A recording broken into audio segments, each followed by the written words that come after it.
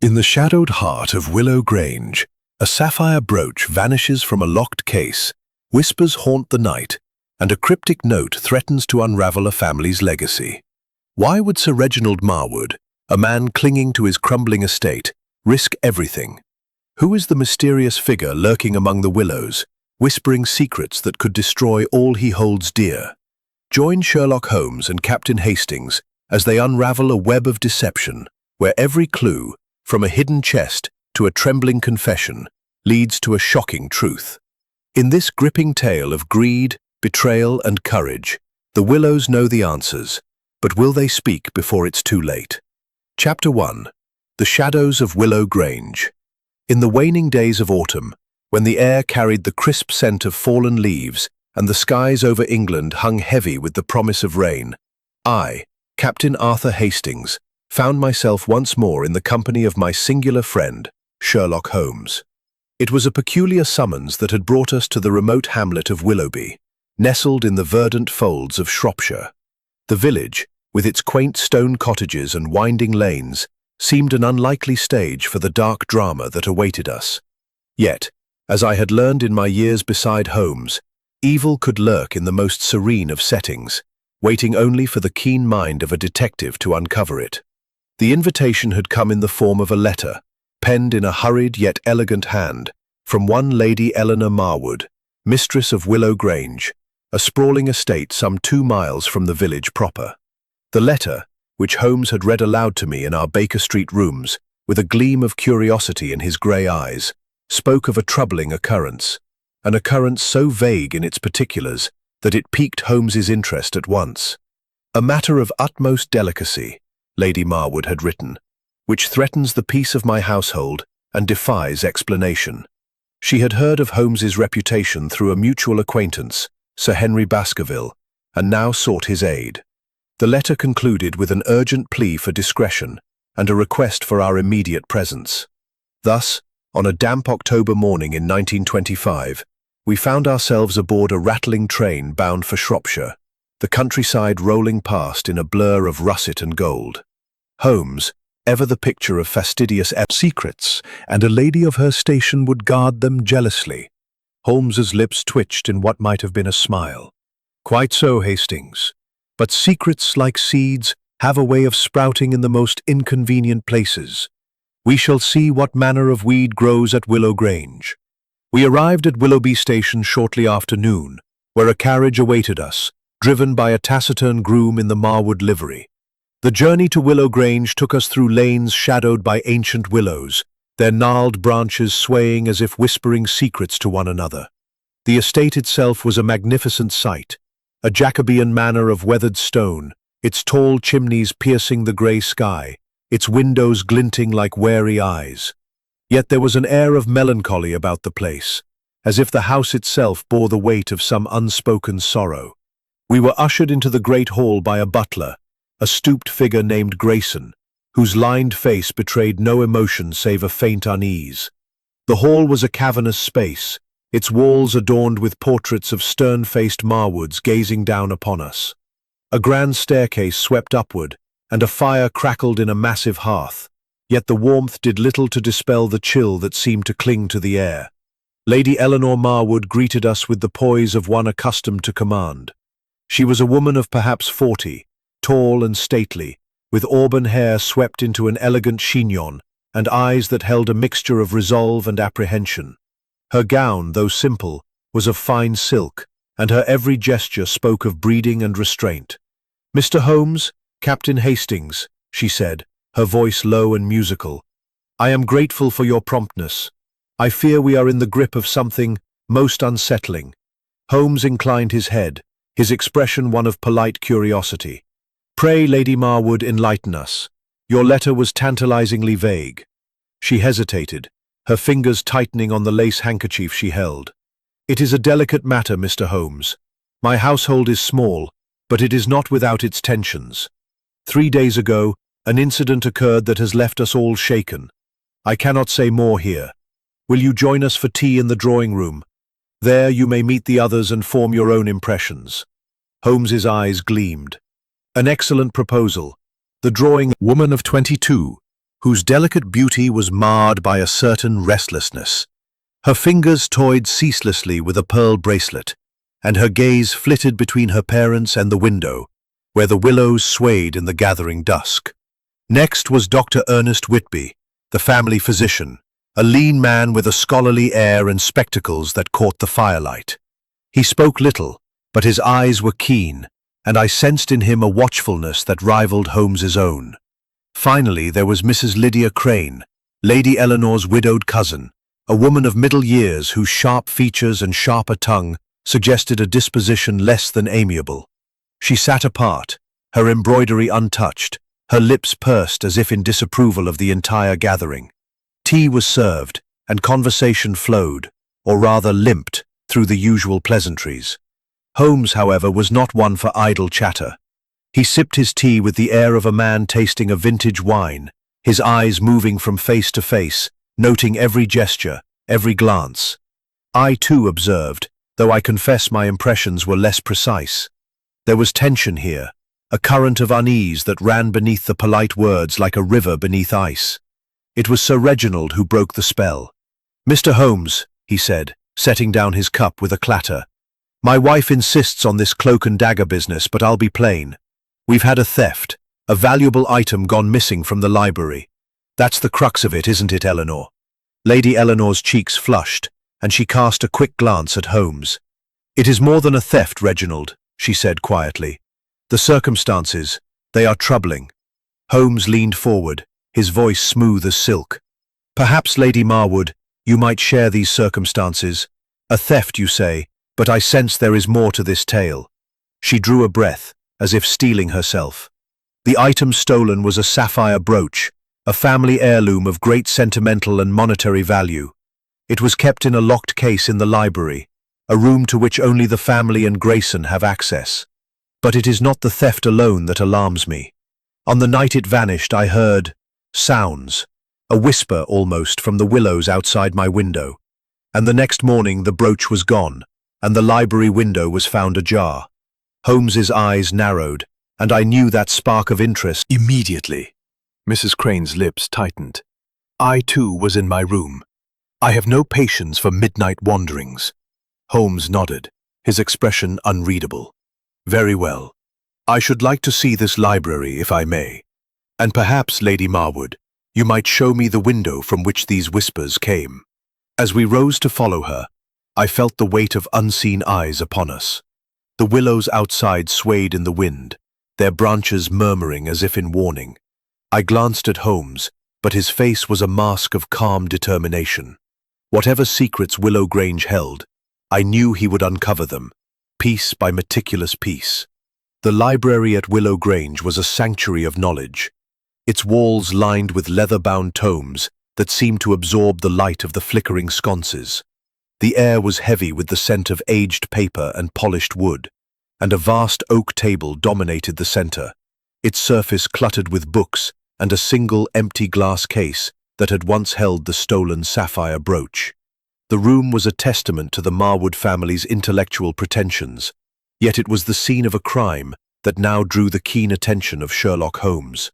Captain Arthur Hastings stood at Holmes's side, his eyes scanning the room with a soldier's instinct for detail, though he knew his observations paled beside those of his friend. Holmes moved with the precision of a watchmaker, his small, neat figure darting from one point to another, his grey eyes alight with the fervour of the chase. Lady Eleanor Marwood stood by the door, her hands clasped tightly, watching as Holmes examined the glass case, its lock unblemished, yet undeniably breached. "A curious theft, Lady Marwood," said Holmes, his voice low and deliberate. "A locked case, no signs of tampering, and yet the brooch is gone. Tell me, who in this household possesses a key?" Lady Eleanor hesitated, her gaze flickering toward the window. "Only myself, my husband, and Grayson, our butler. The key is kept in a drawer in my private study, and I am certain it was not taken." Holmes nodded, his fingers brushing the edge of the case. "And this window which you found ajar, was it locked before the night of the theft?" "It was," she replied firmly. "I make it a habit to check." Undone, and the window pushed outward. Holmes's lips curved in a faint smile. Most interesting. A thief who enters without trace, unlocks a case without a key, and departs with a whisper. Hastings, what do you make of it? I cleared my throat, aware of Lady Eleanor's expectant gaze. It seems improbable, Holmes. Could it be an inside job? Someone with access to the key, perhaps? Holmes's smile widened, though it held no warmth. A reasonable hypothesis, Hastings. But we must not leap to conclusions. The little grey cells, they demand more than supposition. Let us proceed. The evening brought a new development, one that cast a darker shadow over Willow Grange. As the household gathered for dinner in the grand dining room, a piercing scream shattered the quiet.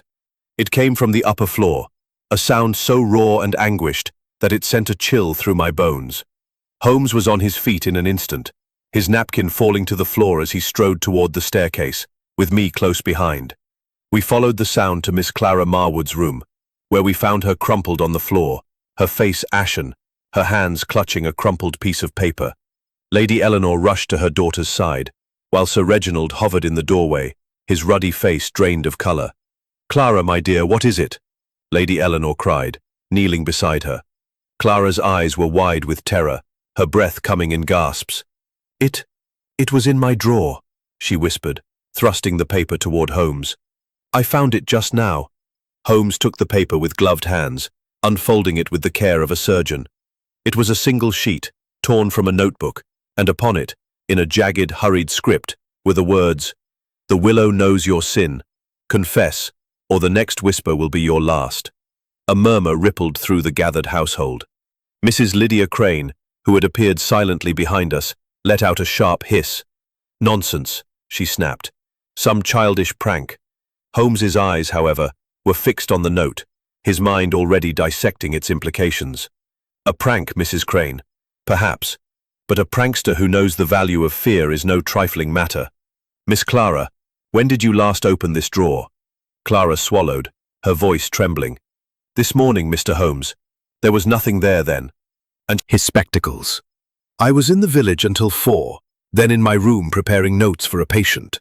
Grayson, the butler, stood silently at the back, his face impassive. When Holmes's eyes fell upon him, he spoke in a measured tone. "I was attending to my duties, sir, in the pantry and the servants' quarters mostly." Holmes nodded, tucking the note into his pocket. "Very well. This note is a clue, mes amis, and clues are the breadcrumbs of truth. We shall follow them." As we returned to the dining room, the atmosphere was thick with unease. The meal was eaten in near silence, the clink of cutlery and the crackle of the fire the only sounds. Holmes, however, seemed almost cheerful, his mind invigorated by the puzzle. After dinner, he drew me aside in the hall, his voice low. "Hastings, what strikes you about this note?"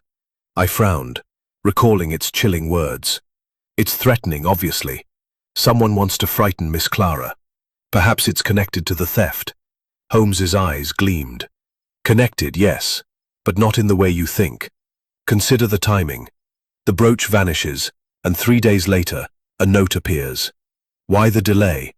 And why target Miss Clara, who claims to have heard nothing on the night of the theft?"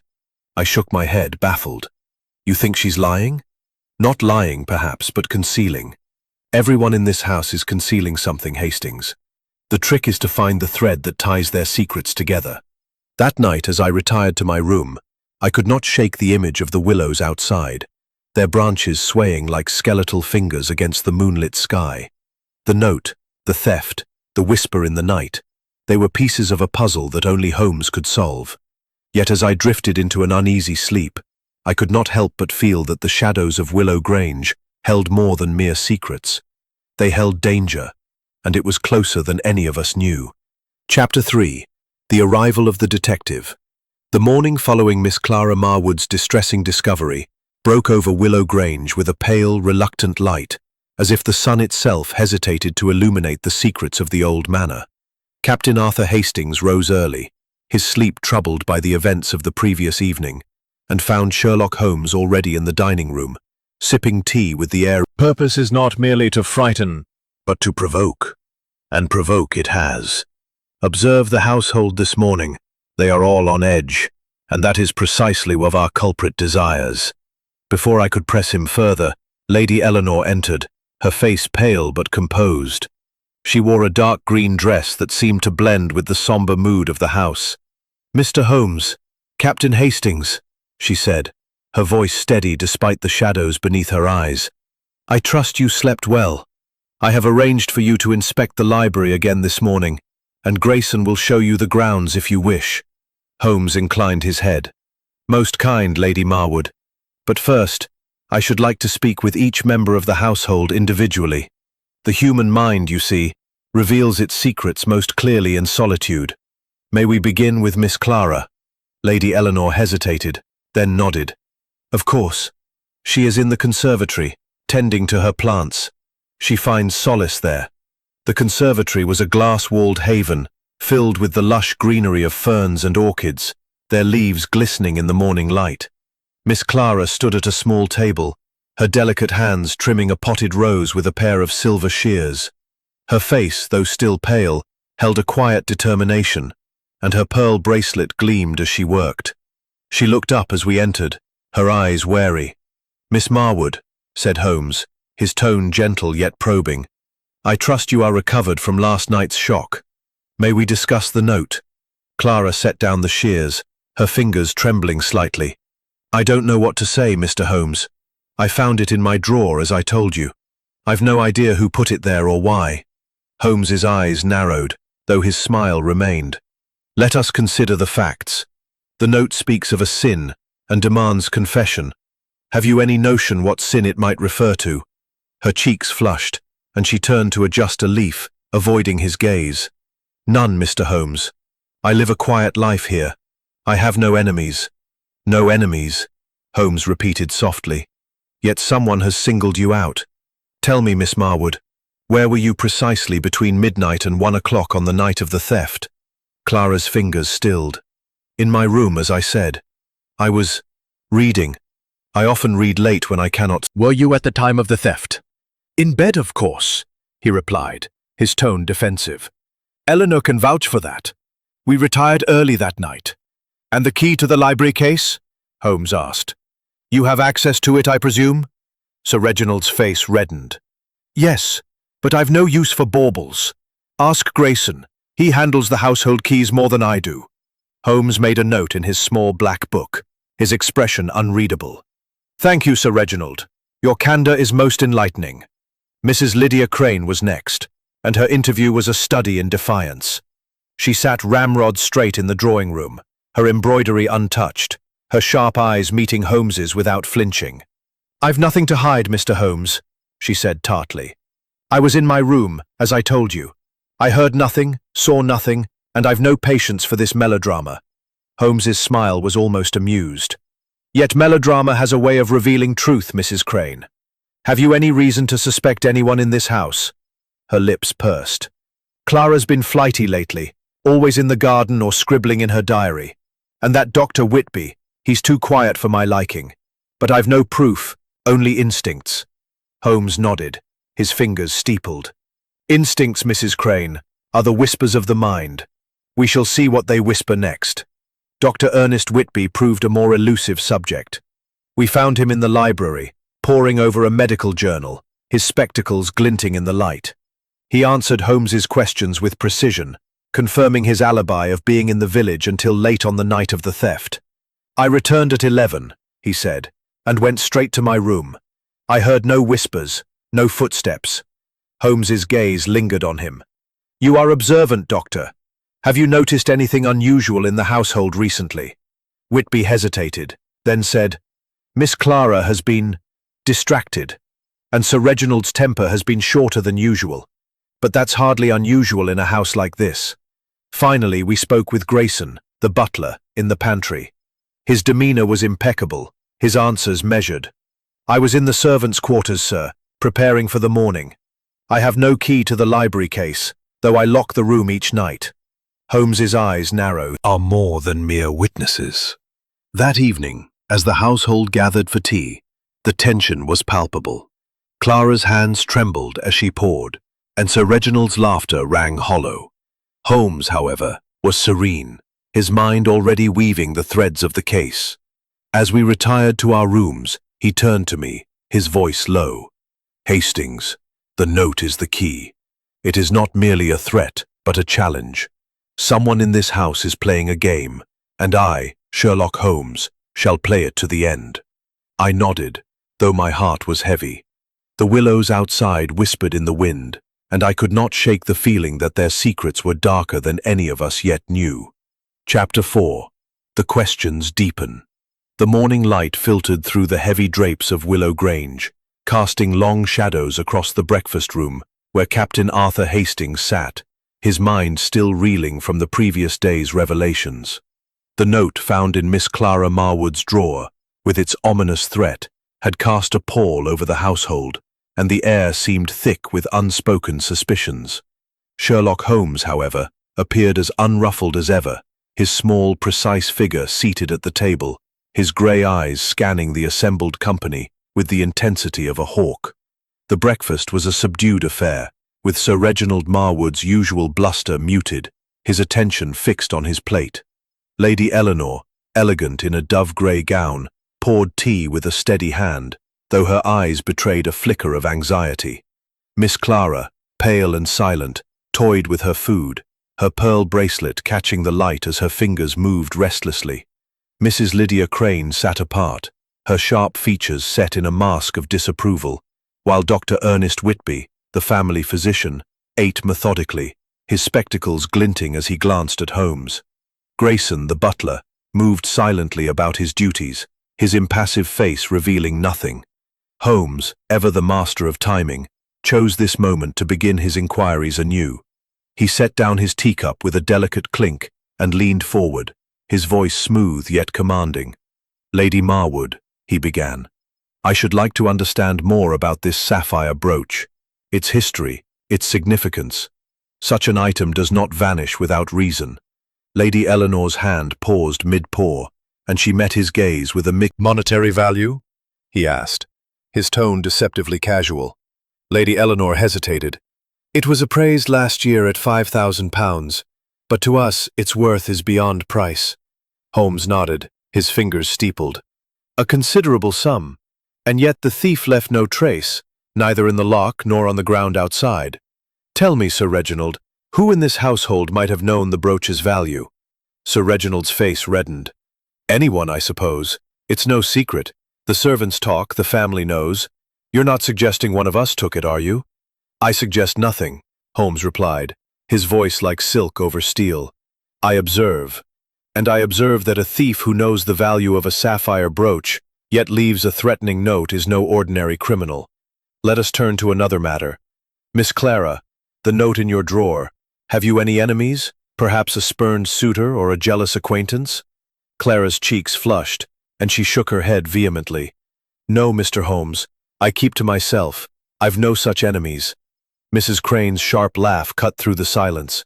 "No enemies? A pretty girl like you, Clara, always has enemies, even if she doesn't see them. Jealousy is a poison that festers in silence." Holmes's gaze shifted to Mrs. Crane, his expression unreadable. "A keen observation, madam.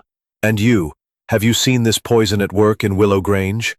Her lips tightened, and she returned to her embroidery with a dismissive shrug. "I see much, Mr. Holmes, but I say little. People reveal themselves in time." Holmes's smile was faint but approving. "Indeed they do. Dr. Whitby, you have been silent. As a physician, you are accustomed to observing the human condition. Have you noticed anything amiss in this household?" Whitby adjusted his spectacles, his voice measured. "I am a doctor, not a detective, Mr. Holmes, but I will say that tension has been high of late. Sir Reginald has been preoccupied with estate matters, and Miss Clara has seemed withdrawn."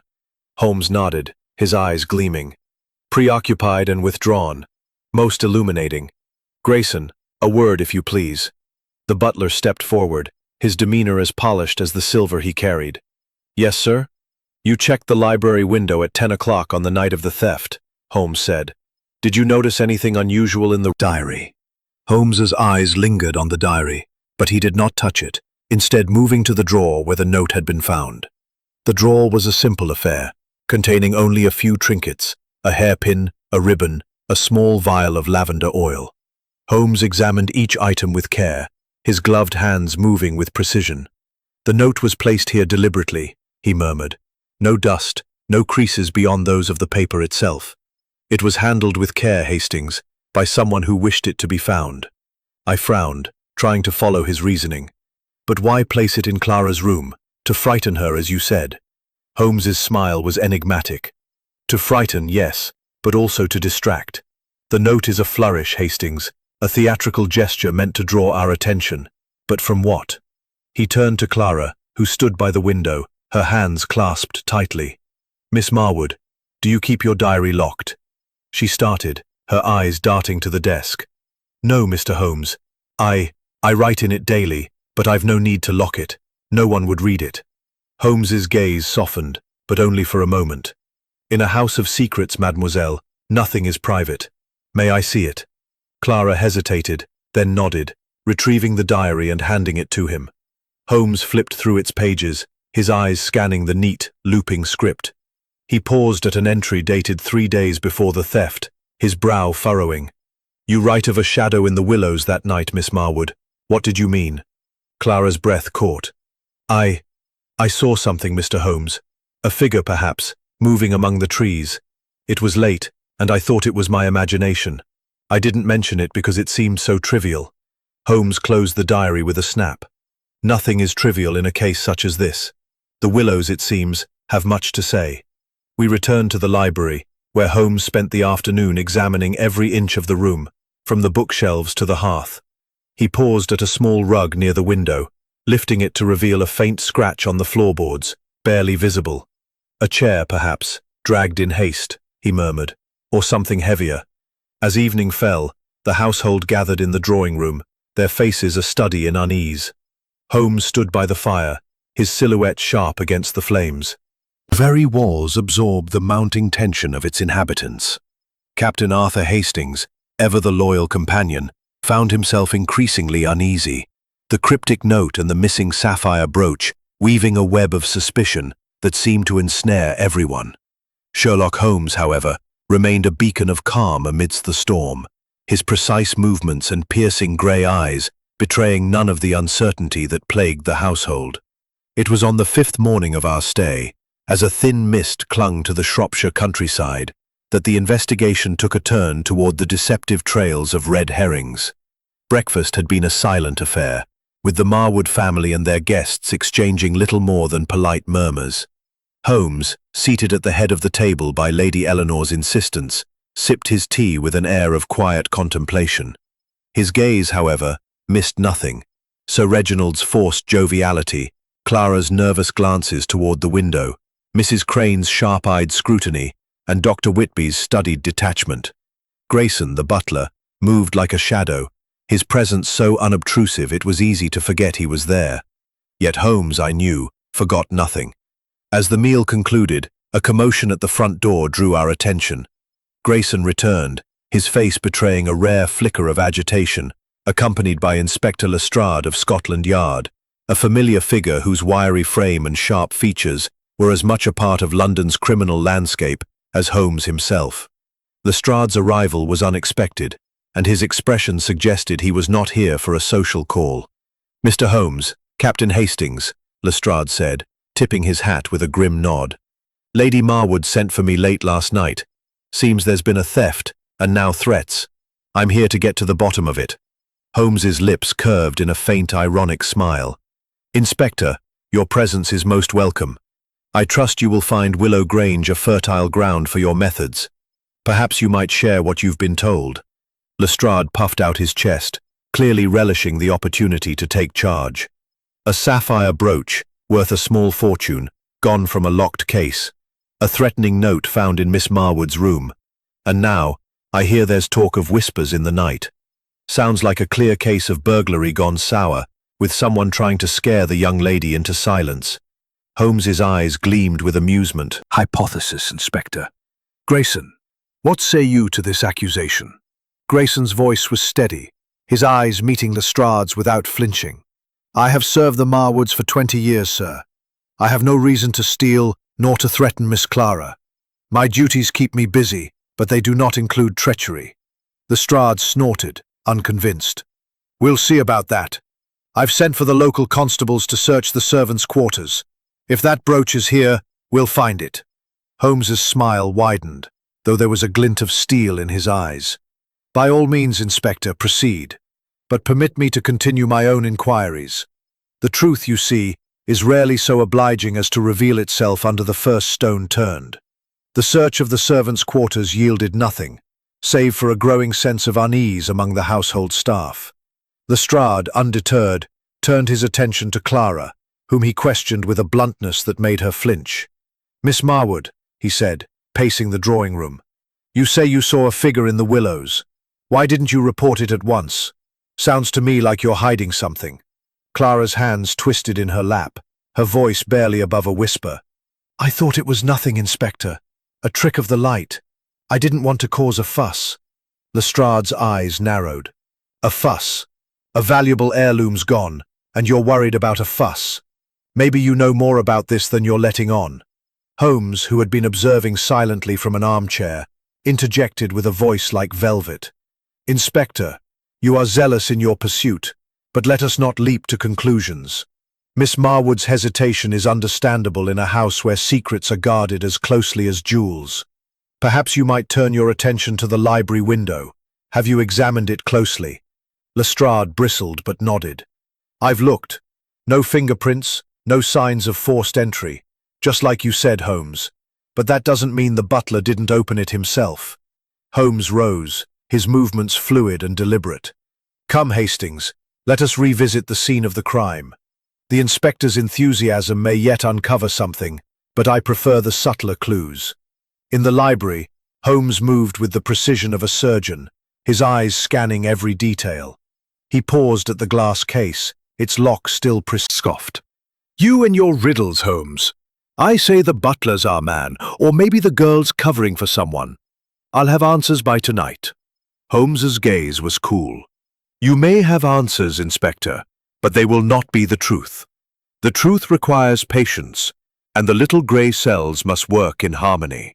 As the day wore on, Lestrade's focus on Grayson and Clara cast a shadow over the household, with the other servants whispering among themselves and the family retreating into strained silence.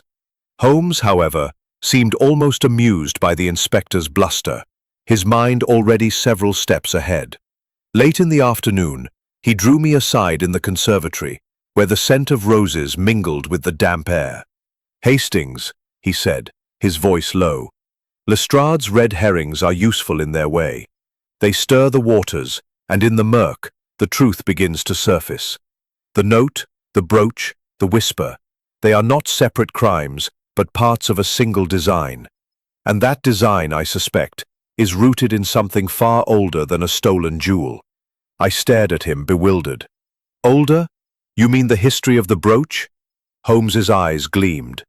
"The brooch is a symbol, Hastings, not the prize. The prize is control, control of this house, its secrets, and its future. Tonight we shall watch closely, for the next move is coming." As dusk fell, the willows outside whispered in the wind, their shadows dancing across the lawn. I felt a chill, not from the cold, but from the certainty that Holmes was right. The game was far from over, and the next piece of the puzzle was about to fall into place. The mist that had clung to Willow Grange in the early hours had burned away by midday, leaving the estate bathed in a pale autumnal light that did little to dispel the oppressive atmosphere within its walls. Captain Arthur Hastings, ever attentive to the moods of those around him, noted the strained silences and furtive glances that passed between the inhabitants of the manor.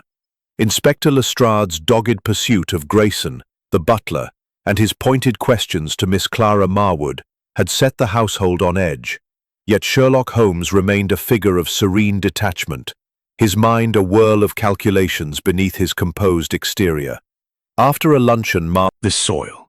It is not merely disturbed but compacted, as if something heavy rested here briefly. And see here. He pointed to a faint impression, barely discernible, shaped like the edge of a rectangular object. A box, perhaps, or a case, not large but significant. I peered at the mark, struggling to see what Holmes's keen eyes had discerned.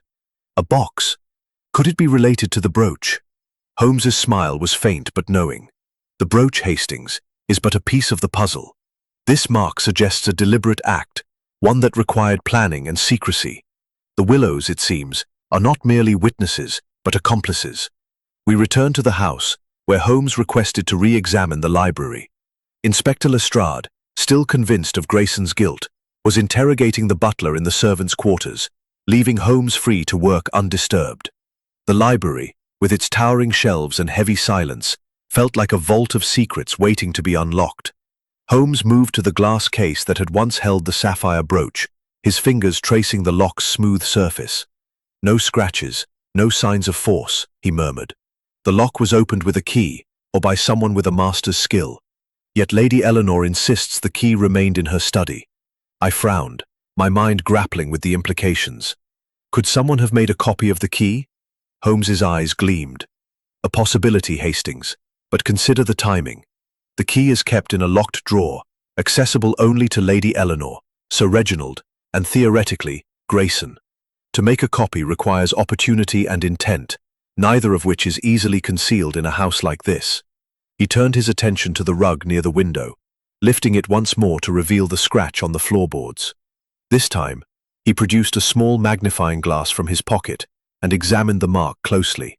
The scratch is fresh, he said, and deeper at one end, as if something was dragged toward the window.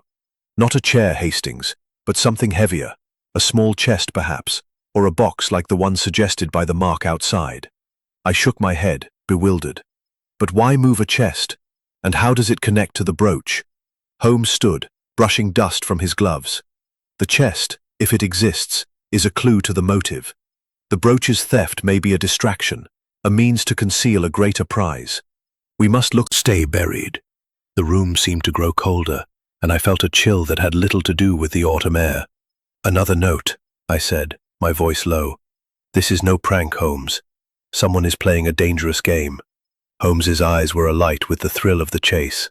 Indeed, Hastings, and the game is becoming clearer. The note's placement, beneath a cushion in a room where all gather, suggests a desire to be seen, to provoke a reaction. Let us see who reacts most strongly. He summoned the household to the drawing room, where the note was presented with a flourish. Sir Reginald's face reddened, his voice booming. This is outrageous. Someone's toying with us, Holmes. I'll have every room searched. Clara, seated by the fire, clutched her bracelet, her eyes wide with fear. Why is this happening? She whispered. What do they want? Mrs. Crane's lips curled in a sneer. Perhaps someone wants to see us squirm. There's no shortage of resentment in this house. Dr. Whitby, ever composed, adjusted his spectacles. It's a calculated move, Mr. Holmes. The writer knows the household's routines, its vulnerabilities. Holmes nodded, his gaze sweeping the room. Precisely, Doctor. The writer is intimate with Willow Grange, its habits, and its secrets. But they have made a mistake. This note, like the first, is a clue in itself. The ink, the paper, the script, they all speak to me. He held the note to the light, his magnifying glass tracing the jagged lines. The ink is fresh, no more than a day old. The paper is from a common notebook, but the tear is uneven, suggesting haste or agitation. And the script, note the pressure of the pen, heavier on certain letters, as if the writer's hand trembled with emotion. I stared at him, marveling at his precision. You can tell all that from a few lines? Holmes's smile was almost playful. The little grey cells, Hastings, they see what others overlook. This note was written by someone under strain, someone who feels the net closing. We must watch them closely tonight. As evening fell, Holmes requested a private word with Lady Eleanor. In the quiet of her study, he questioned her about the household's history, probing for any hint of old grudges or hidden scandals. She spoke haltingly of a distant cousin, long deceased. Rooms. The willows outside whispered in the wind, their branches casting eerie shadows across the lawn. I glanced at Holmes, his face calm yet resolute, and knew that he was closing in on the truth. The notes, the brooch, the scratch on the floor, they were pieces of a puzzle that only he could assemble, and I felt a thrill of anticipation for what the next day would reveal. The morning light crept cautiously into Willow Grange, as if wary of illuminating the secrets that festered within its ancient walls. Captain Arthur Hastings, roused from a fitful sleep, found the atmosphere of the manor heavier than ever, the air thick with the residue of suspicion and half-truths. The discovery of the second threatening note, with its cryptic warning about the Willows, had deepened the unease among the household, and even Inspector Lestrade's bullish confidence seemed tempered by the growing complexity of the case. Sherlock Holmes, however, remained a figure of unyielding precision, his gray eyes alight with the quiet fire of a mind at work. Breakfast was a tense affair, with the Marwood family and their guests seated around the long table in the dining room, their faces etched with strain. Sir Reginald's attempts at joviality fell flat, his laughter sounding forced as he passed the marmalade. Lady Eleanor's hands trembled slightly as she poured tea, her gaze flickering toward her daughter Clara, who sat pale and silent, her pearl bracelet glinting as she pushed her food around her plate. Mrs. Lydia Crane's sharp eyes darted from face to face, her embroidery needle idle, while Dr. Ernest Whitby ate with mechanical precision, his spectacles reflecting the dim light. Grayson, the butler, moved silently, his impassive demeanor a stark contrast to the turmoil around him. Holmes, seated at the head of the table, sipped his tea with an air of serene detachment, though Hastings knew his friend was observing every nuance of the scene. As the meal drew to a close, Holmes set down his cup and spoke, his voice cutting through the silence like a blade. "Mes amis," he said, "the events of yesterday have brought us closer to the truth, though it remains shrouded in deception. The second note, like the first, is a deliberate act, meant to unsettle and distract. I propose we explore the motives behind such acts. Sir Reginald, might you enlighten us about any—" Are already shaken. Holmes inclined his head, his tone softening but his eyes unyielding. "Madam, it is not I who stirs discord, but the one who writes these notes. Let us speak plainly. Has there been any matter, financial, personal, or otherwise, that might provoke such actions?" A heavy silence fell, broken only by Mrs. Crane's sharp intake of breath. "If you must know, Mr. Holmes," she said, her voice dripping with disdain, "there's been talk of money troubles. Reginald's been pouring funds into that failing estate in Yorkshire, and it's no secret he's stretched thin." Sir Reginald slammed his hand on the table, his face apoplectic. "Lydia, hold your tongue. My finances are no one's business but my own." Clara's head snapped up, her eyes wide with distress. "Father, is it true? Are we in trouble?" Lady Eleanor reached for her daughter's hand, her voice soothing but strained. "Clara, darling, it's nothing to worry about. Your father has everything in hand." Holmes's gaze shifted to Dr. Whitby, who had remained silent. "Doctor, you are a man of observation. Have you noticed any signs of financial strain in this household?" Whitby adjusted his spectacles, his voice measured.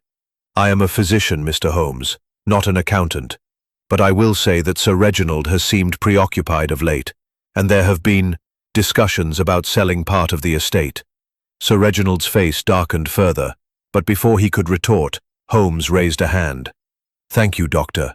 And you, Miss Clara, have you overheard any such discussions?"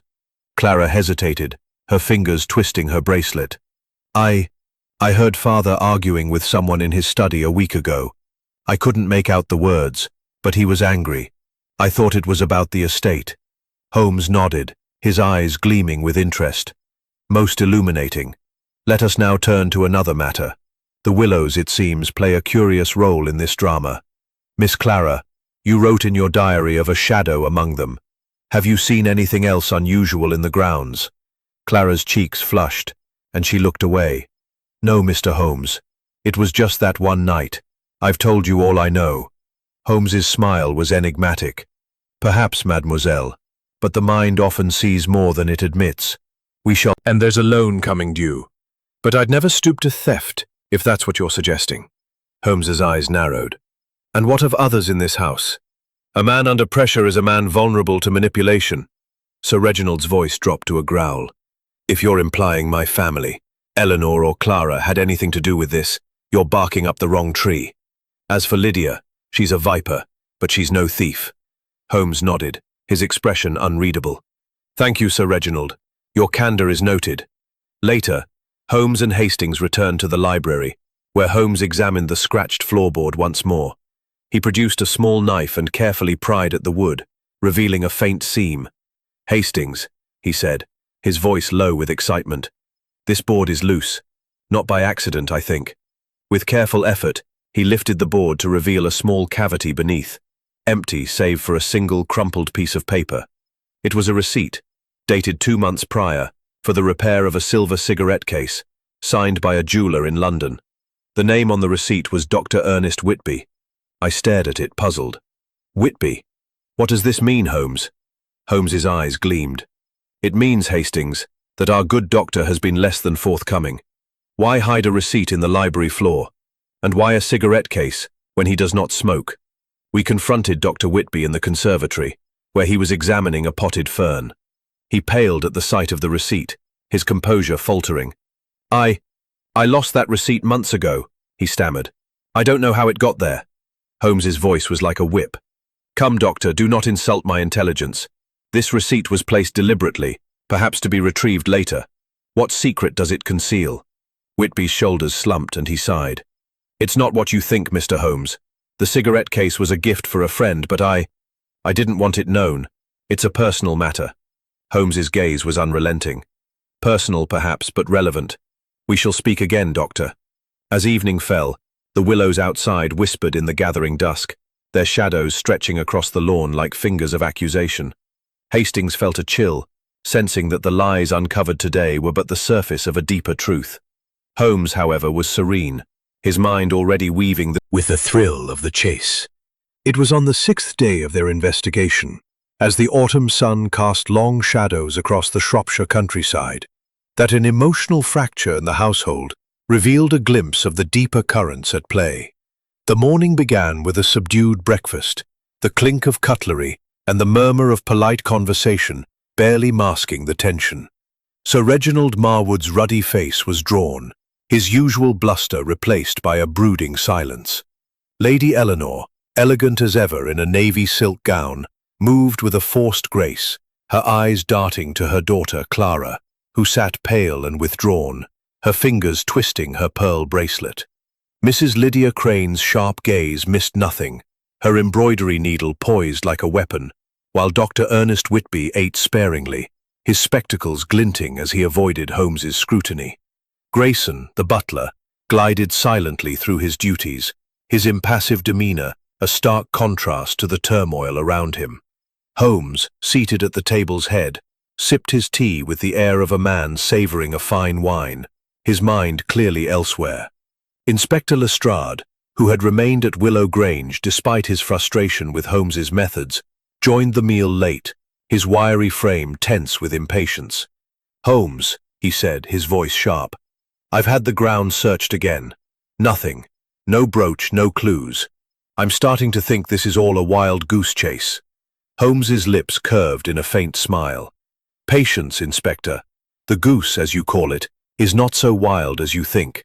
It is tethered to this house, and we shall find its leash in time." Before Lestrade could retort, a sudden cry from the hall shattered the quiet. It was Clara, her voice raw with anguish, followed by the sound of shattering glass. Holmes was on his feet in an instant, with Hastings and the others close behind, as they hurried toward the source of the commotion. They found Clara in the conservatory, surrounded by the wreckage of a shattered vase, its fragments scattered across the stone floor. She stood trembling, her hands pressed to her face, tears streaming down her cheeks. Lady Eleanor rushed to her side, her own composure fraying. "Clara, darling, what's happened?" she cried, grasping her daughter's shoulders. Clara's voice was choked with sobs. "Household." Sir Reginald's face turned ashen, his hands clenching into fists. "Clara, what are you saying?" he demanded, his voice hoarse. Clara's tears fell faster, but she pressed on. "I couldn't sleep, so I went to the library to fetch a book. I saw Father there, near the glass case.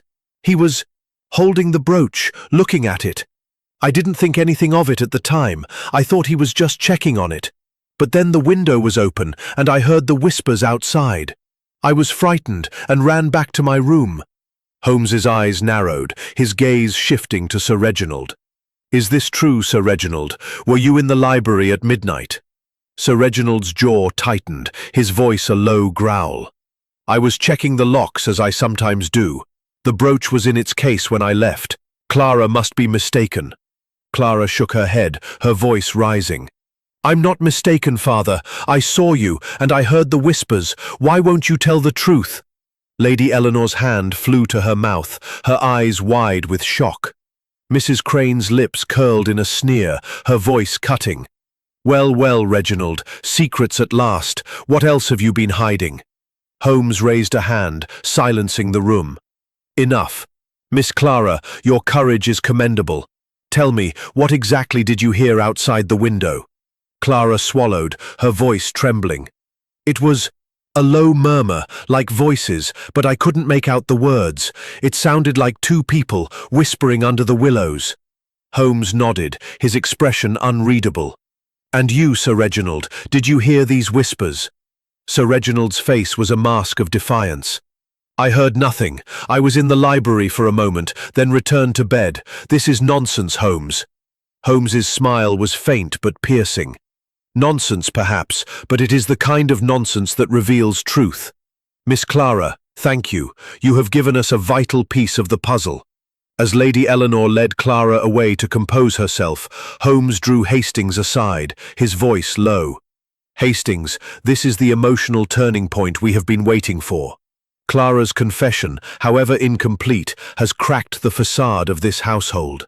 Sir Reginald is hiding something, and the whispers she heard suggest a tapped the letter thoughtfully.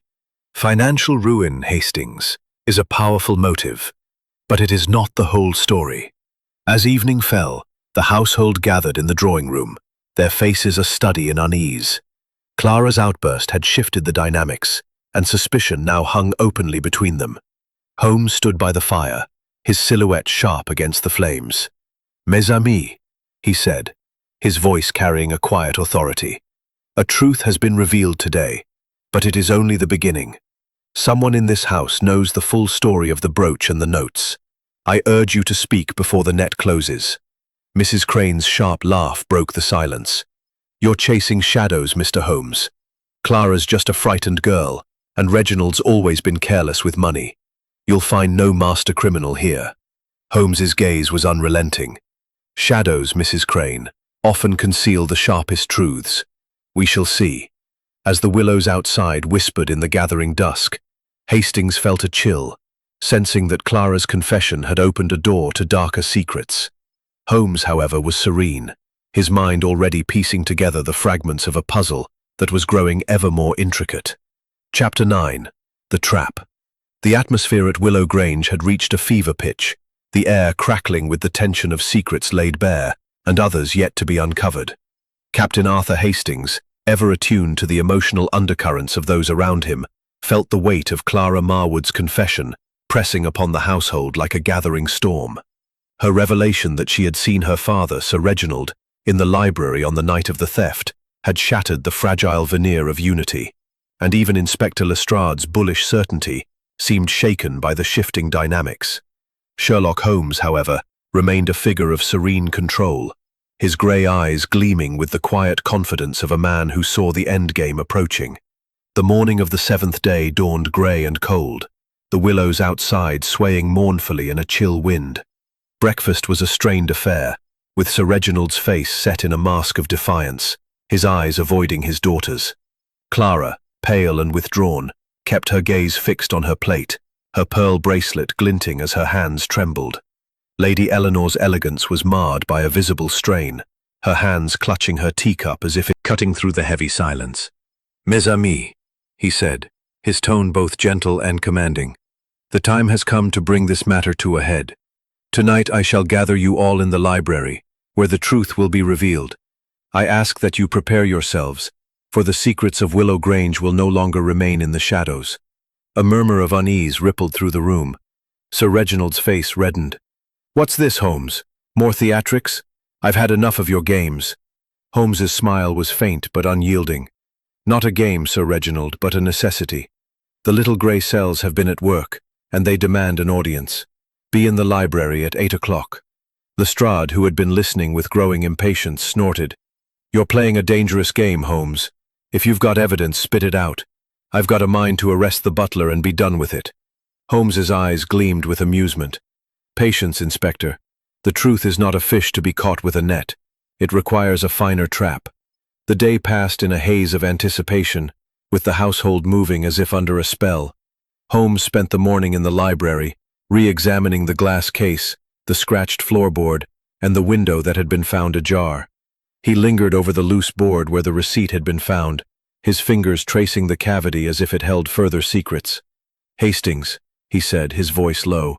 "This board was not merely a hiding place, but a message. Someone wished the receipt to be found, but not immediately. It is a clue to timing, to intent." I frowned, struggling to follow his reasoning. "You think Dr. Whitby placed it there?" Holmes's smile was enigmatic. "Or someone wished us to think so. The receipt is a red herring, Hastings, but a clever one. It points to a secret, but not the one we seek." In the afternoon, Holmes requested a private word with Clara in the conservatory. She stood among her plants, her hands trembling as she trimmed a fern. "Miss Marwood," Holmes said, his voice gentle, "your confession yesterday was brave but incomplete. You saw your father in the library, but there is more you have not said. Speak now, and trust in the truth." Clara's eyes filled with tears, her voice barely audible. I heard him speaking, Mr. Holmes. Not to himself, but to someone outside the window. I couldn't—" Whitby and Grayson formed a tense semicircle. Holmes began, his voice clear and deliberate. "Mes amis, we are here to unravel the mystery of the stolen brooch and the threatening notes. But this is no simple theft. It is a drama of motive, of deception, and of hidden desires. Let us begin with the facts." He paced slowly, his hands clasped behind his back. The brooch was taken from a locked case, with no signs of forced entry. The library window was found ajar, yet no footprints marked the ground outside. 2 notes have appeared, one in Miss Clara's room, one in the drawing room, each threatening and cryptic. And there are whispers in the willows, heard by Lady Eleanor and Miss Clara. He paused, his gaze sweeping the room.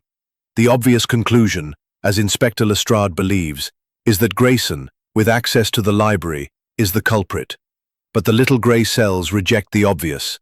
Grayson has no motive, no trace of the brooch, and his demeanor betrays no guilt.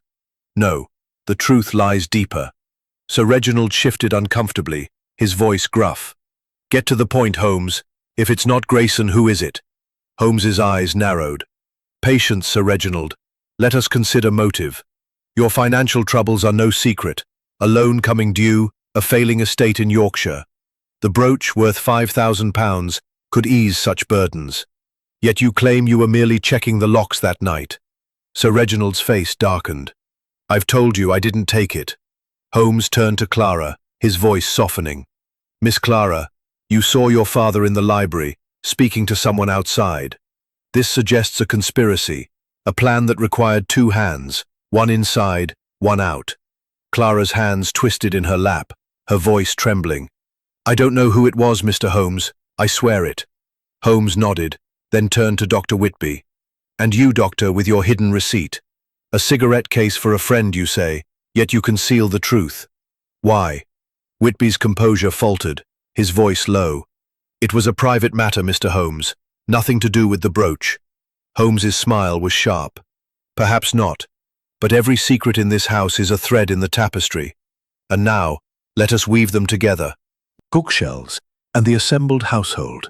Sir Reginald Marwood, Lady Eleanor, Clara, Mrs. Lydia Crane, Dr. Ernest Whitby, and Grayson the butler, stood or sat in a taut semicircle, their faces etched with apprehension. Inspector Lestrade, arms crossed, leaned against the doorframe, his skepticism palpable. Captain Arthur Hastings, standing at Sherlock Holmes's side, felt his heart pound with anticipation, knowing that his friend was about to unravel the intricate web of deception that had ensnared the manor. Holmes stood before the empty glass case that had once held the sapphire brooch, his small, neat figure radiating authority. His grey eyes gleamed with the clarity of a mind that had pieced together every fragment of the puzzle. He clasped his hands behind his back, his voice clear and resonant, cutting through the silence like a bell. "Mes amis," he began. We have gathered tonight to bring light to the shadows that have plagued Willow Grange. A sapphire brooch, an heirloom of great value, has vanished from a locked case. Threatening notes have appeared, first in Miss Clara's room, then in the drawing room. Whispers have been heard in the willows, and secrets have surfaced, financial strain, hidden receipts, and half-spoken truths. But these are not disparate events. They are the threads of a single tapestry, woven with care and cunning. Tonight, I shall reveal the pattern. He paced slowly, his gaze sweeping the room, lingering on each face. Let us begin with the facts. The brooch was taken from a locked case, with no signs of forced entry. The library window was found ajar, yet no footprints marked the ground outside. The first note, found in Miss Clara's drawer, spoke of a sin and demanded confession. The second, hidden beneath a cushion, warned that the truth would not stay buried. And Miss Clara, in a moment of courage, admitted to seeing her father, Sir Reginald, in the library on the night of the theft, speaking to someone outside. Sir Reginald's face reddened, his voice a low growl. "I've told you, Holmes, I was checking the locks. This is preposterous." Holmes raised a hand, his smile faint but unyielding. "Patience, Sir Reginald. The truth requires no haste. Let us consider the clues. The loose floorboard in this very room concealed a receipt sharp. A distraction. Holmes, you're talking in riddles again. If it's not about the brooch, then what?" Holmes's eyes gleamed with quiet triumph. "The true crime, Inspector, is one of control. Control of Willow Grange, its wealth and its future. Let us reconstruct the night of the theft. Sir Reginald, burdened by financial ruin, was desperate. A loan was coming due, and the Yorkshire estate was bleeding him dry. But the brooch, worth £5,000, was not the solution. It was a symbol, a means to an end." He turned to Clara, his voice softening. "Miss Clara, you saw your father in the library, holding the brooch. But you also heard whispers, two voices, outside the window. One was Sir Reginald's, and the other belonged to his accomplice. The brooch was removed to create the illusion of a theft, to mask a far greater secret." Clara's hands twisted her bracelet, her eyes wide with fear. "But what secret, Mr. Holmes?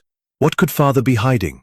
Holmes stepped to the center of the room, his voice rising with dramatic precision. "The secret, mademoiselle, lies beneath the willows. The compacted earth, the mark of a box. It was no ordinary container, but a small chest, hidden for years. This chest contains documents that prove Sir Reginald's claim to Willow Grange is not as secure as he would have us believe. A distant cousin, long deceased, contested the estate, and those papers, buried long ago, could ruin him." Sir Reginald leaped to his feet, his face apoplectic. "This is outrageous. You've no proof, Holmes." Holmes's smile was cold. "Oh, but I have, Sir Reginald.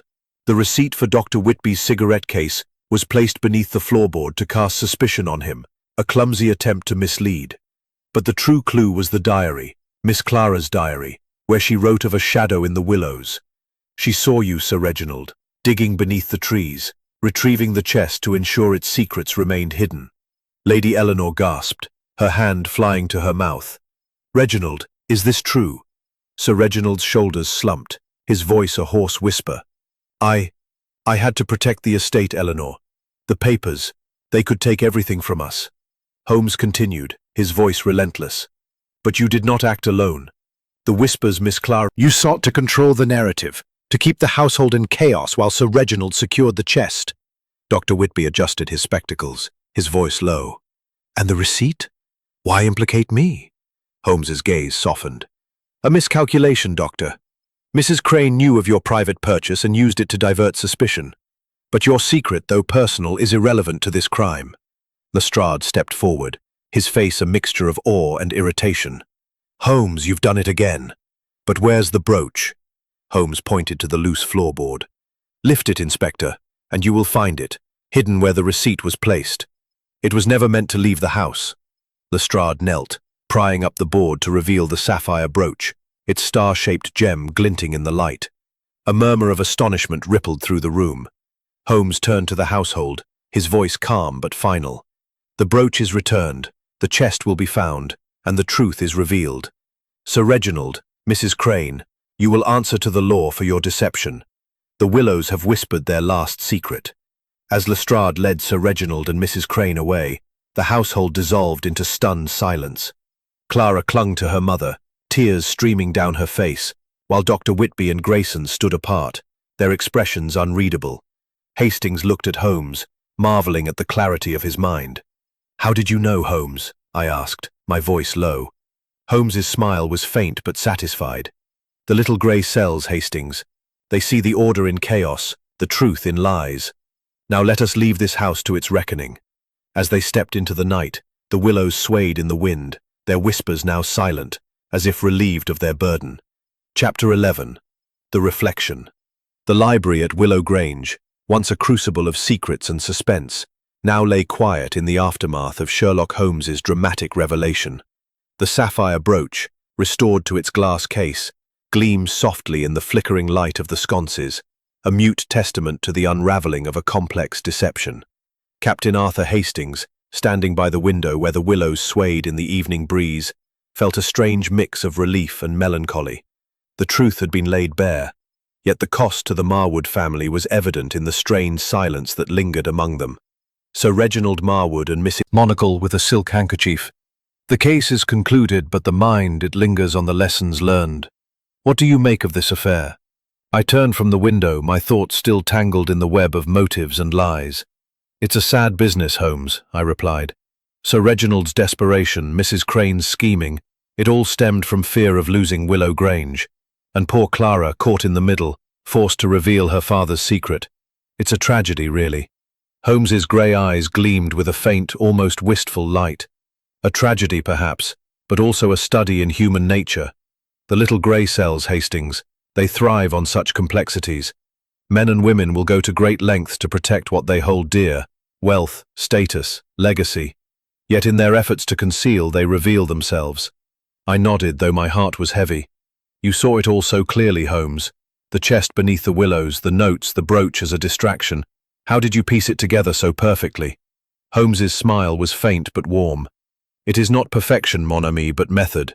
The clues were there, the compacted earth, the scratch on the floor, Clara's diary, the receipt.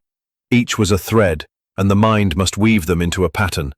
Sir Reginald's financial ruin was the motive, but the whispers told me there was another. Mrs. Crane's ambition, her knowledge of the family's secrets, made her the perfect accomplice. The notes were her flourish, a means to keep the household in chaos while the chest was secured." I shook my head, marvelling at his clarity. "And the chest, what do you suppose those documents contain?" Holmes's expression grew serious. "Proof, Hastings, that Sir Reginald's claim to Willow Grange is built on shaky ground. A contested will, perhaps, or evidence of fraud from generations past. The details matter little now. They will be Lestrade's burden. But the fear of losing this estate drove Sir Reginald to desperation, and Mrs. Crane saw her chance to wield power. We were interrupted by Lady Eleanor, who entered the library with a weary grace, her face pale but composed. "Mr. Holmes, Captain Hastings," she said, her voice steady despite the strain in her eyes. "I owe you my gratitude. You have saved us from further deceit, though the cost is great. Clara is devastated, but she will recover. I must ask, what will become of my husband?" Holmes. "Extraordinary. I only wish we had called you sooner." Holmes's smile was almost imperceptible. "The mind, Lady Marwood, works best when the puzzle is complete. You have my sympathies and my assurance that Willow Grange will endure." As Lady Eleanor withdrew, Holmes turned to me, his voice dropping to a reflective murmur. "Hastings, there is a lesson in this case that I would have you remember. The human heart is a labyrinth, full of twists and turns. It is not enough to see the clues. One must understand the passions that drive them. Sir Reginald sought to protect his legacy, Mrs. Crane her influence, Clara her family. Each acted from love or fear, and yet each contributed to the chaos." I nodded, struck by the depth of his words. "You see so much, Holmes. It's almost as if you read their souls." He chuckled softly, a rare sound. "Not their souls, Hastings, but their actions. The soul is a mystery even I cannot solve. But the mind, the mind leaves footprints, and those I follow." We prepared to depart Willow Grange that evening, our bags packed and the carriage waiting. As we stepped into the cool night air, the willows whispered softly, their branches swaying like mourners at a funeral. I glanced at Holmes, his face calm yet distant, as if already contemplating the next puzzle. "Hastings," he said, pausing by the carriage. "Do you hear the willows? They are silent now, their secrets told. But there will always be another mystery, another whisper in the dark." I smiled, climbing into the carriage beside him. "And you'll be there to solve it, Holmes."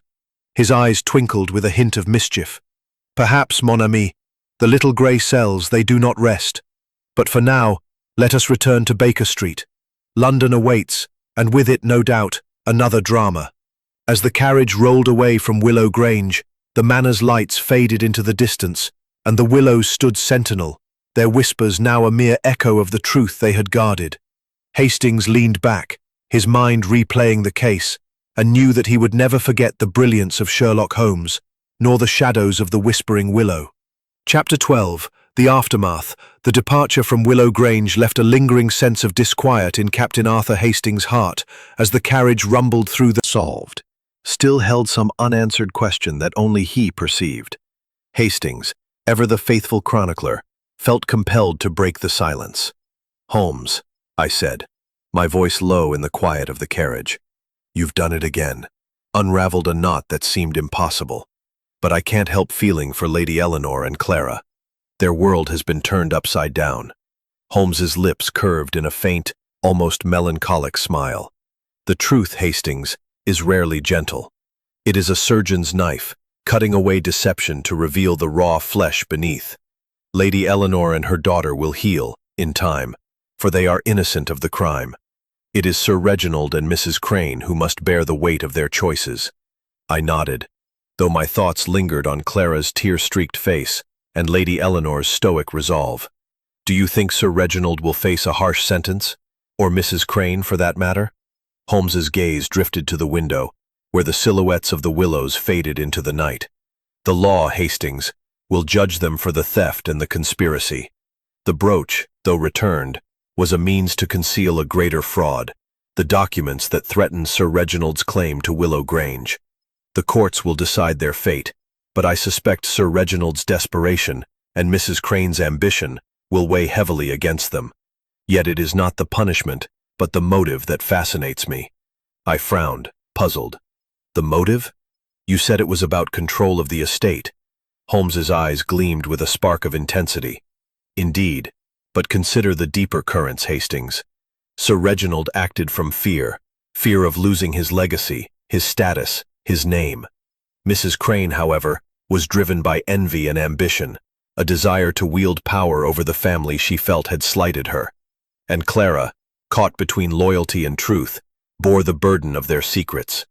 The human heart, mon ami, is a labyrinth, and its paths are never straight. We arrived at Willoughby Station, where a late train awaited to carry us back to London. The platform was deserted, save for a lone porter who took our bags with a nod. As we settled into our compartment, Holmes produced his small black notebook, flipping through its pages with a thoughtful air. "Hastings," he said, his voice soft but deliberate. "There is one detail, a loose thread, Hastings. And though it does not unravel the case, it reminds me that no puzzle is ever fully complete." I leaned back, marveling at the intricacy of his mind. "You think there's more to this than we've uncovered?" Holmes's smile was enigmatic. "There is always more, Hastings. But for now, the case is closed, and the willows have told their tale. Let us leave the rest to the shadows." The train's whistle sounded, and we began our journey back to Baker Street. The countryside rolled past, a blur of dark fields and distant lights, and I found myself reflecting on the case. The sapphire brooch, the threatening notes, the whispers in the willows, all had been pieces of a puzzle that Holmes had assembled with his characteristic brilliance. Yet as he had said, the human heart was a labyrinth, and even his little grey cells could not map all its depths. In London, we arrived at Baker Street in the early hours, the familiar rooms a welcome contrast to the oppressive grandeur of Willow Grange. Mrs. Hudson, ever vigilant, had left a fire burning and a tray of sandwiches, which we ate in companionable silence. Holmes, seated in his armchair, lit his pipe, the smoke curling upward like the willow's whispers. "Hastings," he said at last, his voice soft with reflection, This case reminds us that truth is not merely a matter of facts, but of understanding. Sir Reginald and Mrs. Crane sought to control their world, but in doing so, they lost it. Clara, in her honesty, found freedom, though it came at a cost. And we, mon ami, we do what we must. We shine a light into the darkness and trust that it is enough. I nodded, moved by his words. You've done more than enough, Holmes. You've saved Willow Grange from a lie that could have destroyed it. Holmes's eyes twinkled with a rare warmth. Perhaps, Hastings, but the world is full of lies, and the little grey cells must always be ready. For now, let us rest. Tomorrow, no doubt, another mystery awaits. As I retired to my room, the events of Willow Grange replayed in my mind. The notes, the brooch, the chest beneath the willows. Holmes had seen through it all, his logic as sharp as a blade, his insight as deep as the shadows he dispelled. I drifted to sleep with the... Sherlock Holmes was not entirely at ease, as if some subtle thread of the case remained unknotted. Holmes, seated in his armchair, was poring over his small black notebook, his pipe sending curls of smoke toward the ceiling. The morning light streamed through the window, illuminating his sharp features and the faint lines of concentration etched upon them. Hastings, ever curious about his friend's thoughts, ventured to break the silence. "Holmes," I said, setting down my coffee, "you've solved the case, returned the brooch, and brought justice to Willow Grange. Yet you seem preoccupied. Is there something more to this affair?" Holmes's grey eyes flicked up from his notebook, a spark of amusement in their depths. "You are perceptive, Hastings, in your own way. The case is closed, yes, but the mind, it does not always rest. There is a detail, a small nagging detail, that whispers to me, much like the willows themselves." I leaned forward, intrigued. "What detail? You said the receipt was a red herring, the chest was the key, and Mrs. Crane's notes were meant to sow chaos. What's left?" Holmes closed his notebook with a snap, his smile enigmatic. "The source, Hastings. Mrs. Crane knew of Dr. Whitby's private purchase, the cigarette case receipt. How? She is observant, yes, but not omniscient. Someone in the household, or perhaps beyond it, fed her that knowledge. It is a loose thread, and though it does not unravel the case, it reminds me that every secret has its keeper." Before I could press him further, a knock at the door announced the arrival of a telegram. Mrs. Hudson bustled in, her face a mixture of curiosity and disapproval at the early hour. Holmes took the telegram, his eyes scanning it swiftly. His expression shifted, a rare flicker of surprise crossing his features. "From Lady Eleanor," he said, handing me the slip of paper. "She requests our return to Willow Grange. It seems a new development has arisen." The telegram was brief but urgent. "Mr. Holmes, a discovery in the willows. Please come at once. Discretion paramount. E. Marwood." I looked at Holmes, my heart quickening. "Another mystery. Do you think it's connected to the chest?" Holmes's lips curved in a faint smile. "Perhaps, Hastings, or perhaps the willows have one final secret to share. Pack your bag, mon ami. We return to Shropshire." The journey back to Willow Grange was marked by a response. "Something troubling has been found, and I could think of no one else to turn to." Holmes inclined his head, his tone gentle but probing. "Madam, what is this discovery? Speak plainly, for time is precious." She led us to the library, where a small weathered chest sat on the oak table, its iron lock rusted but intact. Beside it stood Clara, her hands clasped tightly, her pearl bracelet glinting in the light. Grayson hovered nearby, his impassive demeanor tinged with unease. "This was found this morning," Lady Eleanor said, gesturing to the chest. "One of the gardeners, clearing leaves beneath the willows, uncovered it near where you found the compacted earth. It was buried shallowly, as if meant to be found." Holmes's eyes gleamed with interest as he approached the chest. He examined it closely, his gloved hands tracing the lock and the faint scratches on its surface. "A fine piece, Hastings," he murmured. "Old, perhaps a century or more, and recently moved, judging by the fresh earth clinging to it." He turned to Lady Eleanor. "Has it been opened?" She shook her head. "No, Mr. Holmes. The lock is rusted shut, and I dared not force it until you arrived." Holmes nodded, producing a small tool from his pocket, a delicate pick that gleamed in the light.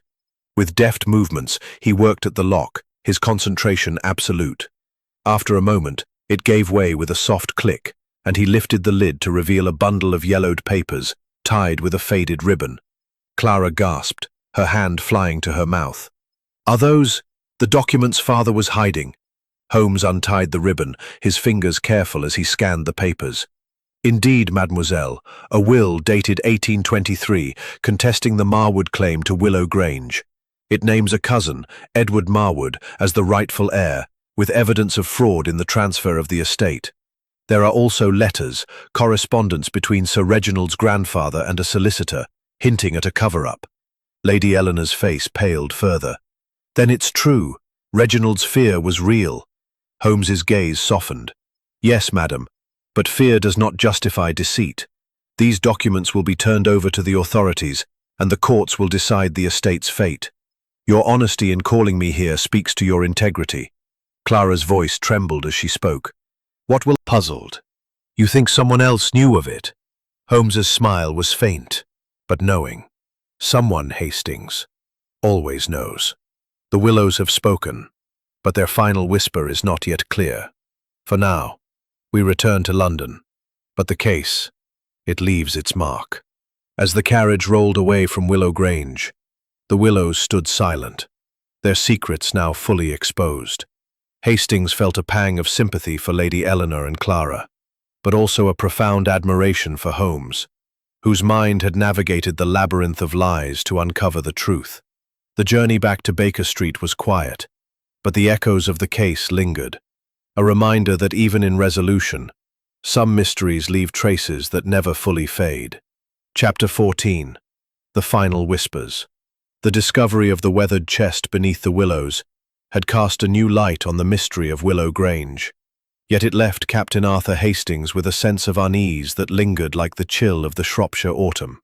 The documents within, proof of a contested claim to the estate, had confirmed Sherlock Holmes's deductions about Sir Reginald Marwood's desperation and Mrs. Lydia Crane's complicity, but the ease with which the chest had been found nagged at Hastings's mind. As he and Holmes prepared to leave Willow Grange once more, the manor's ancient walls seemed to hold their breath, as if reluctant to release their final secrets. The morning was crisp, with a thin mist curling around the gnarled willows that stood sentinel over the estate. Lady Eleanor Marwood, her face etched with a weary resolve, saw them to the great hall, where Clara stood beside her, clutching her pearl bracelet with a trembling hand. Grayson, the butler, hovered nearby, his impassive demeanor softened by a flicker of gratitude as he took their bags. The air was heavy with the aftermath of truth, and Hastings felt a pang of sympathy for the women who now faced an uncertain future. "Mr. Holmes, Captain Hastings," said Lady Eleanor, her voice steady despite the strain in her eyes. "You have done us a great service, though it comes at a cost. The documents will be sent to our solicitor, and we shall face whatever comes. I only wish we had uncovered this truth without such pain." Holmes inclined his head, his grey eyes troubles me. The chest was buried shallowly, as if meant to be found. Why? Sir Reginald and Mrs. Crane went to great lengths to conceal it, yet it was placed where a gardener's rake could uncover it. I frowned, the question stirring my own curiosity. You think someone else wanted it found? But who? Everyone in the household was accounted for. Holmes's eyes gleamed with a familiar spark. Not everyone, Hastings. There is one figure we have overlooked, one whose presence is so constant it becomes invisible. I stared at him, baffled. Grayson? But you cleared him, Holmes. He had no motive. Holmes's smile was enigmatic. Not Grayson, mon ami, but someone closer to the heart of the household. Come, we shall test my theory before we depart. Instead of boarding the carriage, Holmes turned back toward the manor, striding purposefully to the conservatory, where Clara often sought solace among her plants. He knocked softly, and Clara appeared, her face pale but composed.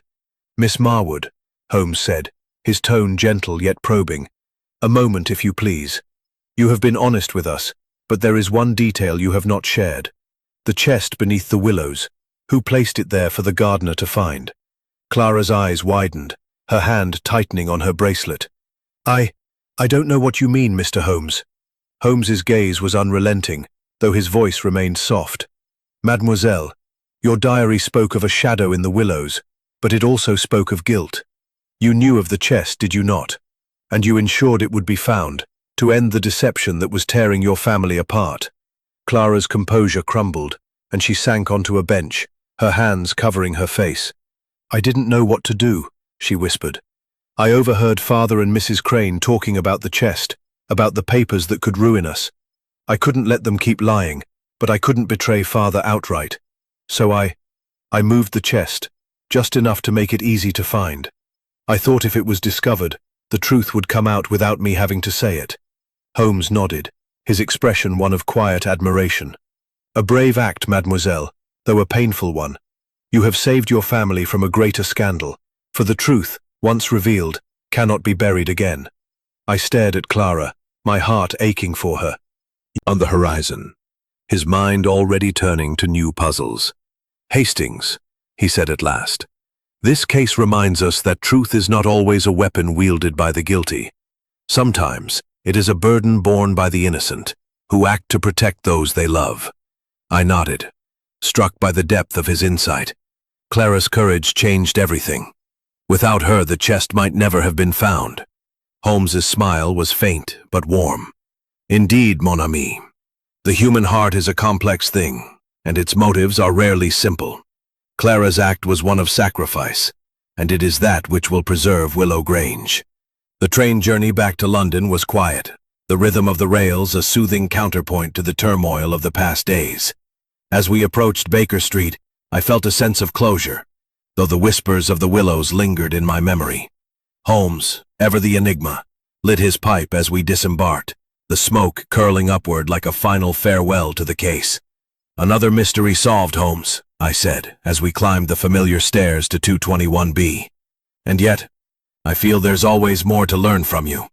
Holmes chuckled softly, unlocking the door. The learning, Hastings, is in the living. The little gray cells, they thrive on the chaos of the human soul. Now let us see what Mrs. Hudson has prepared for supper. The next adventure, I am certain, is not far off. As I settled into the armchair by the fire, the shadows of Willow Grange seemed to fade, replaced by the warmth of Baker Street. Yet the echoes of Clara's courage and the whispers of the Willows remained, a testament to the enduring power of truth. The familiar rooms of 221B Baker Street enveloped Captain Arthur Hastings in a comforting embrace, their warmth and clutter a stark contrast to the brooding grandeur of Willow Grange. The case of the stolen sapphire brooch, the threatening notes, and the hidden chest beneath the willows had been resolved, yet the echoes of Clara Marwood's quiet courage and the tangled motives of her family lingered in Hastings's mind. As he sat by the fire, the flickering flames casting shadows on the walls, he watched Sherlock Holmes, who stood at the window, gazing out at the London street below, his pipe sending tendrils of smoke into the air. The journey back from Shropshire— But you seem unsettled. Is there something more to this case? Holmes turned from the window, his grey eyes glinting with a mix of satisfaction and curiosity. Unsettled, Hastings? Perhaps. The case is closed, the brooch returned, the chest uncovered, and the culprits, Sir Reginald and Mrs. Crane, will face justice. Yet the mind, it lingers on the human heart. Clara's act, her silent sacrifice, reminds me that the greatest mysteries are not always those of crime, but of motive and morality. I leaned forward, intrigued. You mean her decision to expose the chest? It was brave, Holmes, but it must have torn her apart to betray her father. Holmes nodded, settling into his armchair and tapping his pipe against his palm. Precisely, mon ami. Clara Marwood is no ordinary young woman. She saw the truth, a truth that could destroy her family's legacy, and chose to act, not out of anger or ambition, but out of love. It is this, Hastings, that fascinates me. The little grey cells can unravel a plot, but the heart's choices remain a labyrinth. I considered this, my thoughts drifting back to the willows, their branches swaying like silent witnesses to the drama. Do you think Lady Eleanor and Clara will keep Willow Grange? The documents in the chest, will they lose everything? Holmes's smile was faint but reassuring. The courts will decide, Hastings, but the law is not always blind to time. The contested will is a century old, its claims diluted by years of Marwood stewardship. Lady Eleanor's honesty in revealing the chest will weigh in her favour, and Clara's courage will not be forgotten. Willow Grange, I suspect, will remain theirs, though its scars will linger. A knock at the door interrupted us, and Mrs. Hudson entered with a letter, her face a mixture of curiosity and mild reproach at the late hour. "This just arrived, Mr. Holmes," she said, handing him a sealed envelope. "From Shropshire, by the look of it." Holmes opened the letter, his eyes scanning the elegant script. "From Lady Eleanor," he said, passing it to me. "A final word, it seems." The letter was brief, written in Lady Eleanor's steady hand. "Dear Mr. Holmes and Captain Hastings, words cannot express my gratitude for your service to my family. The truth, though Endure. But let us not linger on sentiment. The world turns, and with it, new mysteries arise." He rose, crossing to his desk, where a stack of newspapers awaited. "Already I see whispers of a new case, a disappearance in Mayfair, with no apparent motive. The little grey cells, they are eager for the chase." I chuckled, shaking my head. "You never stop, do you, Holmes? Most men would rest after a case like Willow Grange." Holmes's smile was almost mischievous. "Rest, Hastings. The mind does not rest, nor does the world cease its intrigues. The willows of Shropshire are silent now, but London's streets are never quiet. Come, let us see what new whispers await us." As he lit his pipe anew, the smoke curling upward like the willow's branches, I felt a surge of admiration for my friend. The case of the Whispering Willow had been a triumph of logic and insight, but it was Holmes's understanding of the human heart, Clara's sacrifice, Sir Reginald's fear, Mrs. Crane's ambition, that had truly solved it. The willows had whispered their secrets, and Holmes had listened, his little grey cells weaving a tapestry of truth from their murmurs. I settled back in my chair, the fire crackling softly, and looked out at the London night. Baker Street was home, but the world beyond was a labyrinth of mysteries, and with Sherlock Holmes at my side, I knew we would face them all. The willows of Willow Grange were silent at last, but the whispers of new adventures were already stirring, and I, for one, was ready to follow wherever they led.